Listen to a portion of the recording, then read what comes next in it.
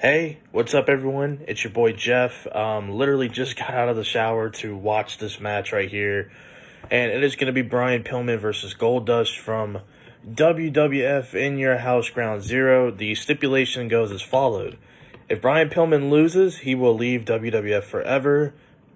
If Brian Pillman wins, Marlena will be his assistant for 30 days.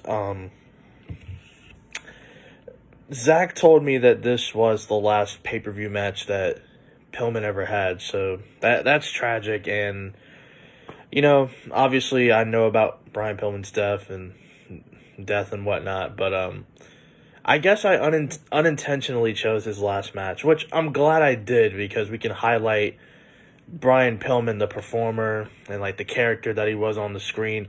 I actually like him from what I've seen, and I know this is kind of a cliche question, but I wonder how he would have fared in today's WWE, in today's climate. I think he would have been an interesting character, but like in all sincerity, he could have been interesting. But let's get on with the match, shall we? Leading up to the match, Pillman in the weeks on Raw or whatever kept calling Goldust's daughter his love child. I guess he was claiming it's his. I don't know. But early, before the match has started, Goldust attacks Pillman. They go back inside the ring, and Goldust hits an atomic drop and a clothesline. Goldust is able to rain down some punches in the corner. Pillman then uses his t-shirt to try to choke out Goldust and gives him some chops. Pillman chases off Marlena, but Goldust gets a hold of Pillman and kind of drops him into the stairs, pretty much. Both guys then come back into the ring. They trade some chops. Pillman then has a bulldog attempt that ends up getting reversed by Goldust, throwing him crotch first onto the rope. Pillman, before he tries to hit the bulldog, was saying, let me show you how it's done, or, let me show you what a real bulldog looks like. And Pillman trash talk in the ring was actually pretty good in this match. It was just fitting for the character. Good stuff, good work. Pillman then tries to leave the match after he gets thrown. Goldust chases him and hits a suplex. Goldust chases him, and he hits the suplex on the entrance ramp near ringside. Goldust then tosses Pillman back into the ring and uses the ring post to attack, Pillman's groin and leg. He's doing multiple attacks, like sliding his legs to where his groin would hit the ring post and then constantly slapping his left leg onto the ring post. Goldust then goes for his bulldog, but Pillman is able to toss him in midair, and Pillman then hits a back body drop on an Irish whip attempt off of the ropes.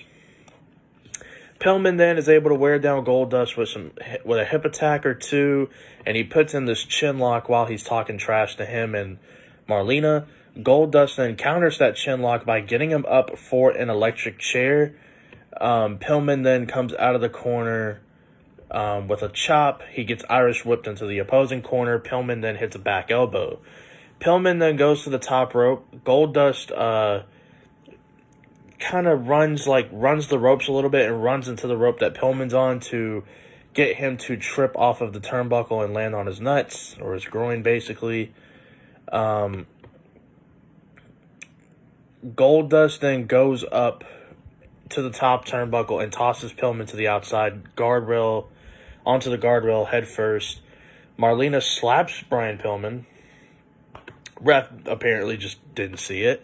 And Goldust goes for a superplex attempt from the turnbuckle, but Pillman ends up throwing him off.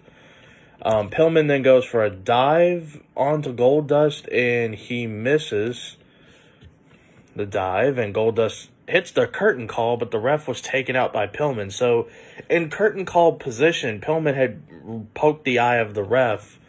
So as his arm was getting hooked in position for the curtain call. So Goldust ends up hitting the curtain call, and he tries to get the ref up. Pillman is distracted by Marlena, who swings her miniature purse at him. Pillman ends up snatching that purse and using it to knock out Goldust while the ref wasn't looking, to get the pinfall victory. After the match, Pillman is basically trying to force Marlena onto him. Not really, but he tries to force Marlena to cooperate. She's trying to fight and resist, and Pillman's dragging her to the back pretty much. Jerry the King Lawler, after the dust settles a little bit, grabs the purse of Marlena's, and it's loaded with a brick. So this brick fits into this little ass bag, and him and JR are having like a back and forth about the situation as well. Backstage, we see Brian Pillman with Marlena, and he kind of forces her into the car. He hops into the car. They drive off with Goldust trying to chase them down. Goldust is then walking back to the arena area, angry and upset. JR and King are arguing on commentary about the situation. Granted, JR's the face, Jerry the King Lawler's the heel. They're just, doing their face and heel prime of their career commentary. And Goldust is going apeshit in the locker room, having to bleep out a lot of words or whatever. And yeah, that's pretty much the end of all of this madness. I would give everything that went down like 2.5 stars out of 5. Like, it was fine. I mean, everything here was fine. I mean, the match wasn't too boring. I think the character work from Pillman and Goldust like made it work. The stipulation in the match was cool. Like, if Pillman lost, he's gone. If Pillman wins, Marlene is his assistant.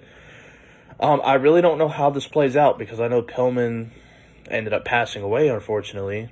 Ended up basically, I think they said he had some sort of heart disease or something, or was found unconscious. That's I don't want to get into that too much, but like, it was a solid match. Like, it wasn't too boring, it wasn't too dead. Like, there was enough going on. I think the post-match stuff really helped elevate the grade a little bit for me. The fact that they kind of advanced the story of everything afterwards, with like Goldust being pissed off and Pillman's like, yeah, it's time to get this party started now. And you have JR and King going back at each other on commentary. Like, it was just good stuff. Overall, 2.5 stars out of 5. It's not bad. It's good. Like, 2.5 or better means, I'd watch it. Anything below that is like, not really feeling it. But hopefully you guys enjoyed, and let's hear what Zach Cooper has to say, and then we'll get on to our next match on the Ground Zero In Your House pay-per-view.